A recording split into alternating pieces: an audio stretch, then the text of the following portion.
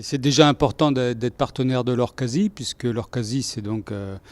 l'observatoire qui se charge de promouvoir la qualité des services, des infrastructures, la promouvoir, la mesurer, et puis la mettre un peu en avant dans ses démarches. Donc, pour la FRTP, c'est assez naturel d'être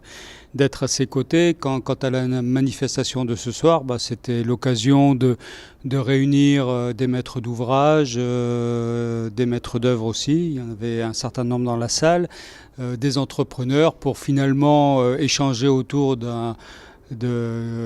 sujet commun, d'une passion commune même, je pourrais dire, que sont les infrastructures, la façon de les construire, de les concevoir et surtout de les entretenir.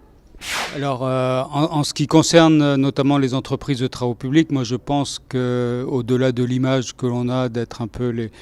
les gens qui interviennent sur le domaine public et qui créent plus souvent des gênes aux riverains, aux usagers de la route notamment, des infrastructures en général, c'est de montrer aussi nous sommes des entreprises qui innovons, qui mobilisons un certain capital de recherche, qui investissons dans la recherche pour faire. Alors c'est pas nouveau, hein, ça a toujours existé, mais c'est particulièrement important de le mettre en avant en ce moment.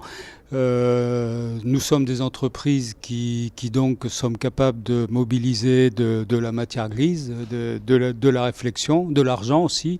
pour faire évoluer à la fois les produits qui constituent par exemple les chaussées, mais aussi les réseaux, les canalisations ou les objets d'infrastructure en général. Et puis au-delà de ça, avec notamment maintenant la notion d'objets connectés, de réseaux, de numérique, de montrer que nous avons aussi un rôle à jouer dans le développement des smart cities ou des réseaux connectés.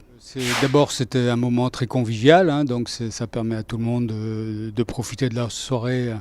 Un peu, on a parlé de récréation tout à l'heure, mais c'était un peu ça. Et ça permet surtout de mettre ensemble, enfin de permettre d'échanger des maîtres d'ouvrage, des entreprises,